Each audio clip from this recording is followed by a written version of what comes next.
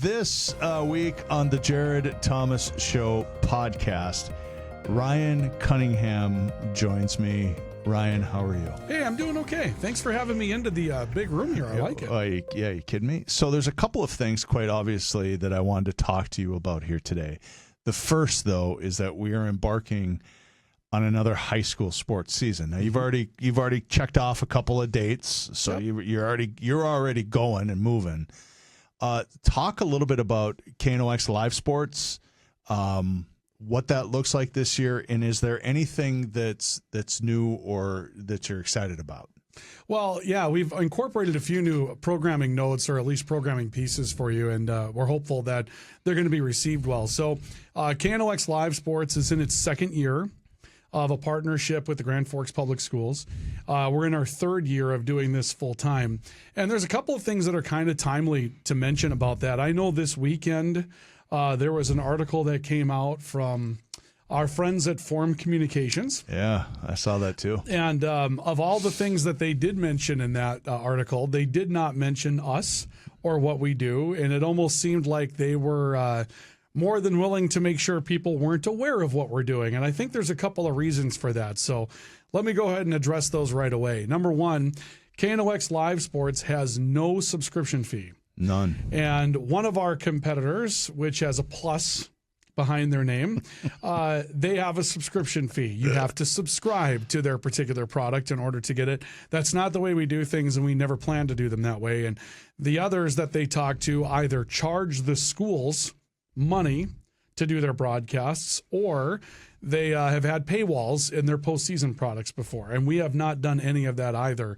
And so we're excited about that type of arrangement that we have for viewers, in that it continues to come to you a free over-the-air, if you will, product. It's obviously over the internet, but it's a way that you can engage with your teams for no dollars up front to you, because we have great sponsors and we like to market the product. So this year, some of the changes that we're looking to make just involve our hosts being on camera more, and hopefully some additional camera angles. We've been working pretty hard in the production values. Last year, we kind of got our feet wet on what games that we should be doing and how we should be partnering with the school district and finding some people that run cameras and things like that.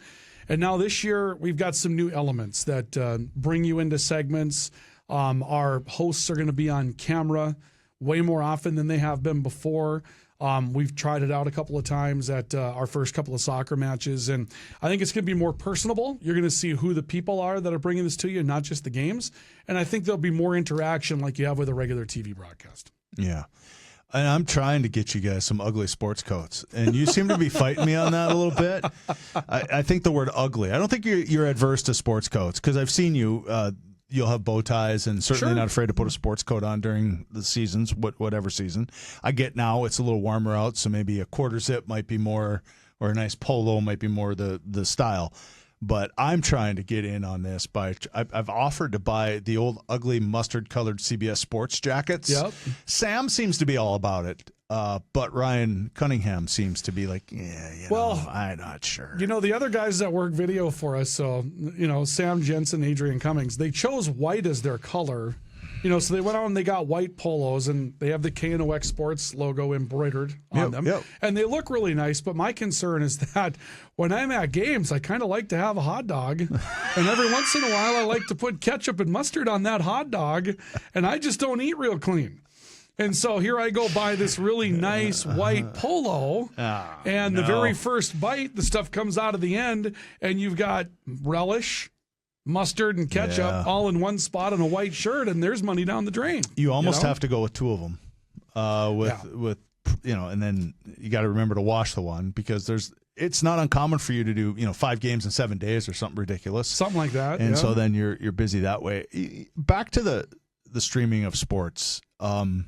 It is here. Mm-hmm. It's not going anywhere. Nope. It's another place that the internet is taking over our lives. We're a voyeuristic society. People prefer to watch when they can, and so we're trying to provide that service. The only thing that I will tell you, and you and I I think came to a consensus last winter, maybe latter winter, early spring, is the North Dakota High School Activities Association certainly is not afraid to charge you for their postseason product. Sure. And we did. I think we had a really, I'll call it robust conversation about what the path looked like forward in terms of, could we put it behind a paywall, and do I think people would buy it, or I do, but I just don't think that the model that we use in radio, right? We sell advertising that it pays for the broadcast, it pays all of our salaries, seemed to be, why does that model have to change then when we're streaming? Now, we're lucky in that we have a talented team that can go out and we'll sell it and sells it on our behalf, if you will. Sure. But if the product isn't good, it's really hard to sell. And I can tell you, because I get to see the numbers, that we sell it very well. So there doesn't seem to be, I think it would just be gouging the listener or the viewer in this case if we were just to continue to charge them for it. There might be some might think of it as double dipping a little bit. Sure. But I the only caveat that I would add to that is those fees, man, have got to stay manageable. Sure. If they're not manageable, it gets really difficult. And I think North Dakota High School Activities Association sees it too as, well, this was maybe a profit center we hadn't anticipated. Well, now it's anticipated and it's here. I know that we wrote a check for the fees the first time. And I'm not saying that there's going to be increases. What I'm saying is I don't want it to go from, let's just say, I'll just throw numbers out. These aren't going to be accurate. I don't want to go from 10,000 to 20,000 in a year, because you can't sustain that. You can't handle it. And at some point, we either can't bring you the coverage, or we have to start charging, or have to create another revenue stream in order to pay for it. Sure. And so my hope is that the North Dakota High School Activities Association sees that and understands that, so that we don't have to cross that bridge together. But it's not cheap. I mean, cameras, as you know, aren't cheap. Right. Microphones aren't cheap. Paying another guy or a guy or two, or to do this isn't cheap. I mean, there's been some costs. I'd say the Grand Forks Public Schools have been a pretty good partner. They've done all the things that they say that they're going to do. I think we have a good relationship with Mike Biermeyer and Tyler Nelson and Tony Bina. I mean, those guys are great, and they've been very, very willing to help us and to help us solve problems in real time. But like anything, there's been a few hiccups, but I think they've been pretty easily resolved. Sure. Yeah. The thing that I'm proud of with our particular partnership with Grand Forks is that of the streaming companies that are out there right now, we're the only one that is directly financially benefiting the schools. We have a partnership with them where we pay them for their right to be there. Mm-hmm. And we don't do it in such a way that is preventive of someone else from coming. That's I think the very unique part about our agreement that we have with them. They benefit from us being there. No one else doesn't benefit from us being there. And those are really unique pieces of this that no one else is doing. Like I mentioned, the other large companies that are out there doing this are either charging you a fee, or they're charging the schools a fee, or they're charging you a postseason fee. And none of those things have been done by us, and I don't plan to do them. We don't plan to do them anytime in the future. With regard to the High School Activities Association, part of what made this the wild, wild west was, everybody signed an agreement with some of those national companies that had the Pixelot cameras, like the NFHS and that type of thing during COVID, because mom and dad couldn't come to the games anymore, or grandpa and grandma couldn't, or whatever. Well, then they were stuck in these contracts for quite a while, right? And those contracts are now just starting to die. Right. And that's giving other people the opportunity to participate in this process, which I would argue should have been something that was brought to the media providers at first anyway. But it was very quick time. We were making some decisions rather quickly. We had to do some things faster than we wanted to. And so this is where we ended up. But now the High School Activity Association is probably struggling to catch up with their rules as well, because they didn't see this coming either. Yeah, and my frustration with how some of the stuff is bid. And we have a tendency to default television seems to get an unfair bite at the apple. And I'm not here to say agreements are agreements and they're in place, and there had to be a way to do what they've done. So, if you wanted to bid it, there had to be a way to do all of that. I get it. I do. What I'm waiting for, and to your point on catching up, is, okay, so just because I put it on TV doesn't mean I should get first right of refusal on the rest of it. You know what I mean? Sure. That's the part that I kind of go, So, you're tier 1. So okay. I get it. But how do we evolve to the point to where the rest of us get an opportunity to play? Yeah. I think what they're going to have to do, and this is something that we're going to be talking about with them, is if you've developed a relationship with a team that's involved in that tournament, you should have the opportunity to continue that relationship with a team in the way that you cover them. And so, throughout the years before COVID, even now, we had a relationship with our teams in radio broadcasting, and we went there, and there was an opportunity for us to continue to do that despite the fact that others may have television broadcast rights. And I think they're going to have to start looking at the internet the same way. If you've had a relationship covering, let's say, Grand Forks Central, Grand Forks Red River, which is who we cover on a regular basis, and they make their way to a state hockey tournament, we should have the opportunity to be there and do the same things on the internet, whether WDAY, who is currently the rights holder for Tier 1 properties, whether they're going to be there or not. We should also have the opportunity to be there.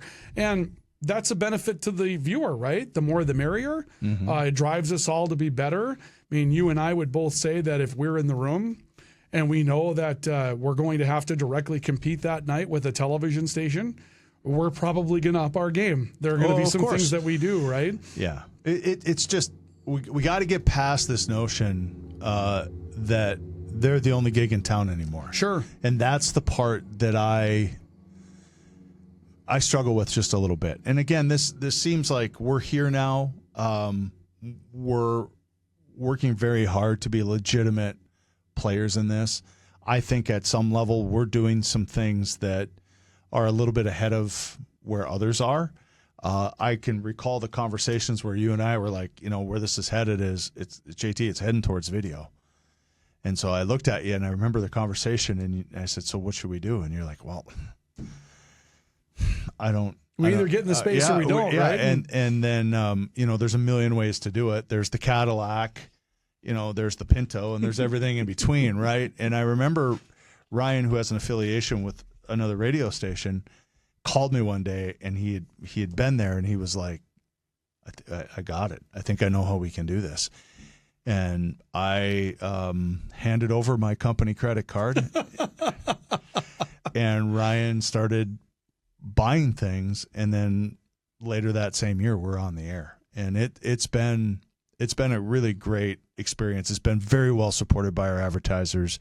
I want to come back to this whole idea that we paid the schools, and I think what you said about the Wild Wild West makes the most sense in that we took the guardrails from out here and we just tried to bring them in here a little bit. And to your notion, hey, we're not saying that XYZ company can't come in and do that same game.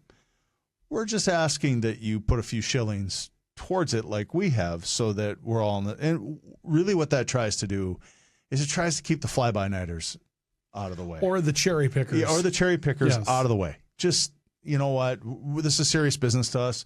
We just want you to meet us on our level. Come do your broadcast, do the thing. We're okay with it. And I guess I really didn't think of it as innovative at the time, but I remember reading a column by a columnist who was just aghast as to why anybody would pay rights fees to high school sports. And the whole time you and I think, had come to the consensus of, well, how else would you do it?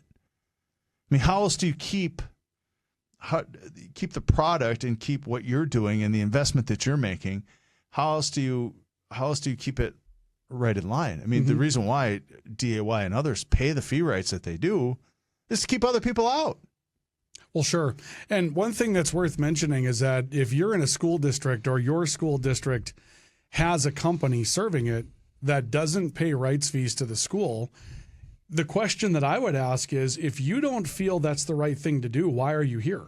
Right. I mean, if it's not worth your time to compensate the school that way, then obviously you don't think a whole lot of this material, and there are some schools that have done this really backwards. I mean, they've paid to have others come here. They pay the companies that are coming to cover them to do the service, not realizing that really, if it's worth doing the service, then it should be worth marketing. And, now we're in a very unique situation in Grand Forks. We've got a lot of people that are very committed to the high school product in Grand Forks, and we certainly appreciate them. But I really struggle with schools that are paying other services to come in and do this for them. I struggle with that. The postseason paywalls, to an extent, I don't struggle with because of the exorbitant fees. At some point, that conversation comes up. And as far as the Tier 1 rights holders and things like that, there has to be a future for those that cover their teams to the robust level that we do, right? If you're just trying to go cover a state tournament because you think you can make money on a state tournament, you shouldn't have the opportunity to do that. But if you've been covering Grand Forks Central, Grand Forks Red River, a Devil's Lake, a Thompson, a whomever for a long period of time, and you have that history, you should be able to go there and video stream their games as well when they make it to the ultimate tournament. You should be able to do or just give. And again, I don't know what the fees would be. Probably more than I would like them to be. But why can't there be a video streaming internet as there is for television and as there is for radio and all the rest of it? Right? Sure. I mean, they've sort of cracked that egg a little bit with the EDC tournament, which we've done, and I think most people that have seen that coverage would agree that it's very good. Section 8 over in East Side, we did that a few years ago and last year too, and I think to myself, well, so how then do we just get to be the video streamer for North Dakota high school state tournaments? Mm-hmm. How does that happen? Yeah, I wouldn't have an idea as to how that's going to happen. As long as you package and you continue to package a Tier 1 thing together, meaning if you're going to offer over-the-air television, then you're also going to offer internet. If you're going to make that an all-inclusive thing, it's going to be tough for other people to be able to crack into that market. Yeah. It really is. And not to get too markety in this particular podcast, but it is an extension of the KNOX brand. KNOX will also continue to do a fair amount of radio games. A lot of what we do with the streaming also ends up on one of really two radio stations. And that will continue. In fact, we're looking at other ways to diversify that a little bit with maybe we do some radio only. We've already ventured into doing some video only. Sure. Which has been very well received as well, and the measurables, of course, have shown us that it's worth our time to do so. Absolutely. Yeah, we'll still have plenty of games. I know that the first one that's coming up would be this coming Friday. We'll have an opportunity to get one on the air, and as soon as the Twins go away, we'll have a few more for you. It'll be fun. So. Yeah, and the Twins, we made the decision to just put the Twins on KNOX this year. Through the years, we've had many different discussions about that. This year, we've been plagued by things like rain delays. Not only does a rain delay kill you, but a rain delay during a day game is absolutely paralyzing. Yeah, it guts your radio station. It really does, especially when your radio station is local, like we like to make it during the day. And Major League Baseball made a move that, no, we're going to have long rain delays. We're not going to push games to the end of the year because they got themselves to the end of the year and had games to play and not enough days to play them. So, I mean, I understand why MLB did what they did, but yeah, from a programming perspective, it is not fun. Well, it's just, like I say, there's been times and there's been moments when it's just, in fact, one day it was a rain delay in the middle of the day and you finally just said, I'm going to bail out of this and I'll monitor when the game's going to start and we'll make sure that we're there. And then the Twins go and gut their roster. Now, while that might not seem like a small thing, but back to fees, the Twins charge you a quarterly fee to have their product. Right. Meanwhile, they go back and they absolutely gut their team. And what's left is not great. Yeah. And so now we'll have an internal discussion about that.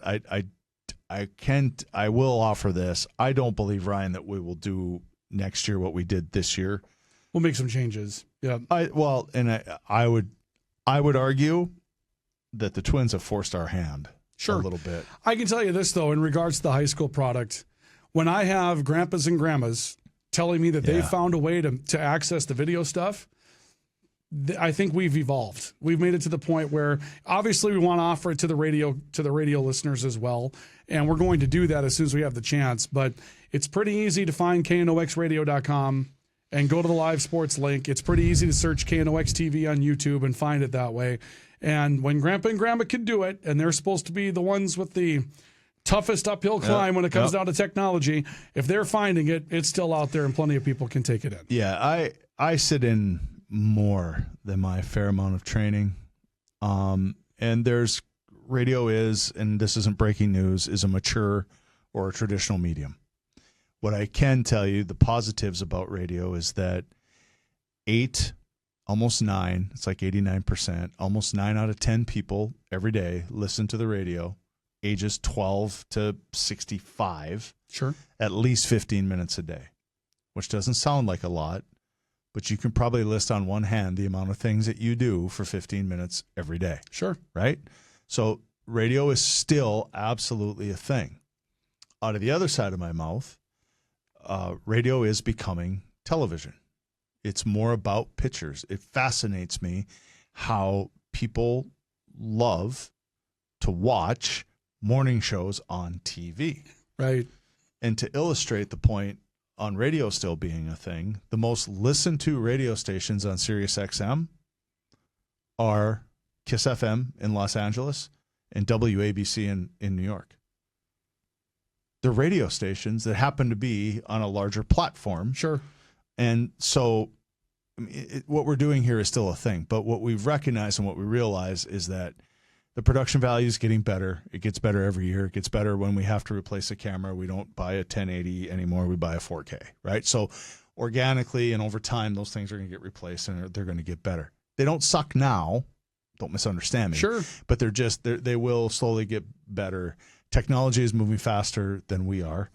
But at the end of the day, on the notion that radio is becoming TV, we have to respond to that. And we have to meet people where they are. And that's what we're attempting to do here. And high school sports seems to be kind of the low-hanging fruit to do so. Yeah. And if you think about it from just a regular radio perspective, things that are on television during the day, like Fox and Friends or The View or any of these programs, what are they? They're basically just radio morning shows with a television camera in front of them. But it's the same concept, right? It's a conversation format. It's back and forth with some commercial breaks and a couple of guests in between. Yeah. They haven't rewritten anything new. They've just added some pictures. I mean, will there always be radio talk shows like you're going to go do here in a little while and we'll do this week and all the things? I believe that there will. Sure. Podcasting like we're doing right now was going to be the death of radio for 25 years. The thing with podcasts, and this one I'll leave it up to who's ever viewing or listening to this to decide, is there's so many of them that most of them just aren't really good. Well, and then the other part too is you have to choose from the ones that are going to most affect you, right? Right. So which ones are you going to pick? The ones that affect your area, the ones that are local to you, the ones that talk to you about your experience, and then maybe some of the things that you're interested in. Yeah, right. And so was this interesting? I think it's interesting. I think it's interesting because it lets you behind the curtain a little bit and some of the things we don't normally talk about in relation to this that I know people are curious, and I know they're curious because they approach me and say, so why would you ever pay the schools money for? Well, and then, so this is a larger platform to talk about that a little bit. The second part, though, too, is the thing that concerns me most with podcasting is we don't train anybody how to communicate anymore. Sure. You and I have been in radio 30 plus years, each of us. I think our formative years were in FM, which is really how I think you learn good fundamentals is in FM radio. In the 90s, when fundamentals in FM radio was taught. Yeah, they mattered. Yeah. And they mattered. And you had to hit the top of the hour, and you had to you had to hit a post, and you had to do all these different things that today, post, what the, but there was all of these. It's a different language. It's a different animal. Everything about it is different. And then when you migrate over to the AM side, for whatever reason, some do because of age, some do because that's where their interests go, or whatever the reason, those fundamentals are established and you understand that. A lot of what we hear now, and even in podcasts, it drives. I listened to part of a podcast this morning about a guy who was giving me, or giving the listener, 12 tips on how to be a better listener. Okay. If you listen to any of his other podcasts, you know what he does? You start talking, he interrupts you. He's not a great listener. He's not listening. And so I think to myself, does anybody dare say, and again, we all get to a place where, do I dare say to JT that he's a horse crap listener? Do I dare? I won't. That's not something I'll do. Do I dare? Do I? And so with this guy, it was kind of the same thing. He's got millions of followers, and oh my God, he's like the guru of everything, right? And so, but I wondered, is there anybody that can sit him down and look him in the eye and say, you are the last guy that should be talking about 12 steps to be a better listener? You have no idea what you're talking about. Well, at that level, somebody probably wrote the 12 steps and told him to deliver those for him. And then it's back to, so what kind of product do you get? And why I think KNOX, back to KNOX Live Sports, is better is because, I don't want to pump your tire too much, but you're a pretty good play-by-play guy. Thank you. I think you've heard that before. Have you made any adjustments for the TV part of it, or for the video streaming part of it, or do you call it the same because oftentimes it's also on radio? I almost all the time are going to do the same thing because it's on radio, right? I mean, you expect that, and you have to deliver some things for the radio listener. Mm-hmm. They still need a picture that's being painted for them, right? The camera can't do it. But then also, when you talk about a replay on the video stream, we're not going to apologize to the radio listeners either. The viewers get the replay, right? And that's just the way that works. And at some point, you've got to forge forward and offer the feature that we know, and that's one of the things we get credited on the most. You've incorporated instant replay. Yes, we've done that, right? We're going to keep doing it. And it's not going to benefit the radio listener at all, except for when we break down a play. They get a little bit there. But we'll give the radio listener the broadcast they're looking for, and the video listener will give them the features they're looking for. So you've done some UND sports in your life, TV, UND sports. So was that different than doing a radio broadcast, and how are those two things different? Yeah, UND, they really want you to let the analyst do more than you as the play-by-play person. They don't want you to call touches, and they want you to let the camera do the talking, right? And the funny thing about that is it sounds like everything everybody would want. And then if you ask anybody, who is your favorite NHL television broadcaster, the name Doc Emmerich will come up over and over and over again. Legendary. Right? Yeah. Well, when I was first learning how to do hockey, I watched a lot of Doc Emmerich's play-by-play to see how he did it. And he called a radio broadcast on national syndicated television. It was a radio, but he called every touch. He called where the puck was. He had a great relationship with his analyst, and everybody thinks it was the greatest thing ever, right? So UND doesn't like it that way. That's okay. I'm going to keep doing things the way we do them because I think ultimately the listeners like the way we deliver them. Yeah, we're not here to critique their broadcast by any stretch. I know that you got asked to do some basketball. I think you did a volleyball game or two through and I just wondered, and you seem very comfortable doing it. Sure. I guess at some level you're just kind of prodding it along and letting the analyst carry the freight, so to speak. Yep. Although I would argue it didn't sound like that. No, I thought we did a pretty good product. Especially when I got together with Angie Stokey to do the volleyball matches, and she liked it, I liked it, that kind of thing. In the end, the critiquers thought, well, there's just too many touches. We're just calling too much. So that's fine. Yeah. Well, it's not like you're a guy that's ever going to be looking for work. No, I'm plenty busy. You got, we should have brought your calendar in here and you could have just showed it up to the screen. I don't even have it filled out yet. That's just not what we're doing. It already looks like bloodshed all over hell. I don't know how he does it. I mean, he's got to be at some training later in September, and he's like, yeah, I'll be there. just know I'm coming from Oregon. Yeah. Roger that. Yep. So Ryan will be there, but whether Ryan will be there is another thing altogether. But it'll be there. Well, I know I grabbed you in the hallway. I appreciate you doing this. I just wanted to spend a few minutes talking about KNOX Live Sports. It's a big part of our business. It's a big part of what we do. And I don't know if the internet can handle this level of handsomeness all in one broadcast. We do. Hopefully we're not breaking any cameras out there. So no. Yeah. And then I'll be on camera a little bit more coming up tomorrow night and throughout the season. Hopefully I won't break any levels of handsomeness either. Might even see the bow tie show up at some point if the temperatures stay this nice and cool. Keep the glasses on too. Okay. I like that. That's a nice look for you. You should wear the glasses. I need to get new ones. Already? So, yeah. Well, every year you're supposed to go get an appointment. So damn. Yeah, but already. Those red ones are okay though, huh? Yeah. No, I like them. You know what's funny when I picked out those frames, okay? So they are halfway between Central Maroon and Red River Red, right? They're right halfway between. And JT, do you know what's halfway between Central Maroon and Red River Red? What? Viking Cardinal. Oh. By the way, mark this on your calendars. Yes. Is it October 11th? I believe that's the date you've set. October 11th, I'm going to join Ryan Cunningham in the booth to call a college football game. Yep. My family is coming. Yes. To this whole thing. And they're geeked up about it. They should be. They want to know how they can find it. How can they watch or listen to it or whatever we're going to do, and how are they?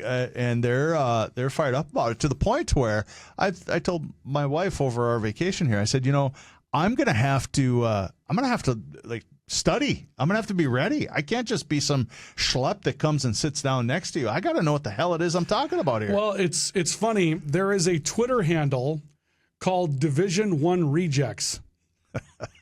I'm not kidding. This is a real thing, okay? I just saw it come out this weekend. That's great. And they apparently concentrate on NAI level athletics, okay?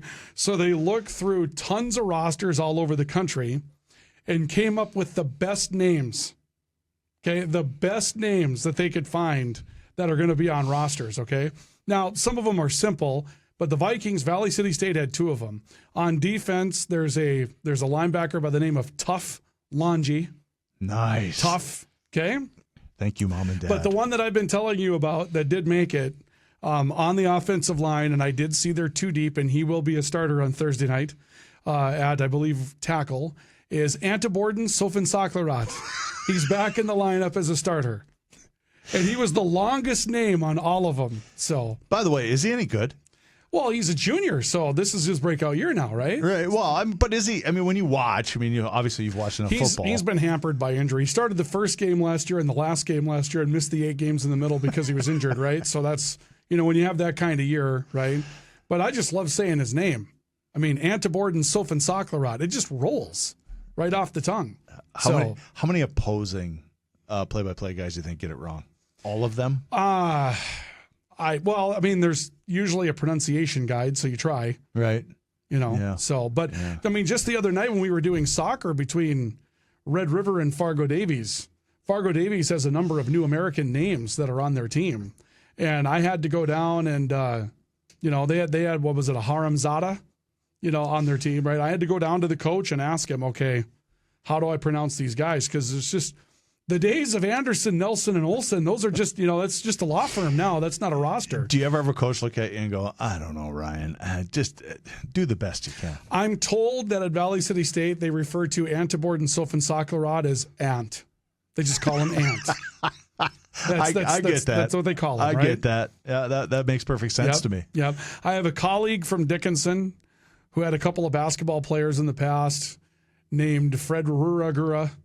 Parfait Naigi Hugu, and he just called him Fred R and Parfait, and he didn't even try. And that was on the broadcast. Just forget it. We're not taking it on. So all right. So real quick, at this point in your play-by-play career, favorite call, favorite game? Oh man, at times I've tried to narrow that down to like the top 5 or 10, something like that.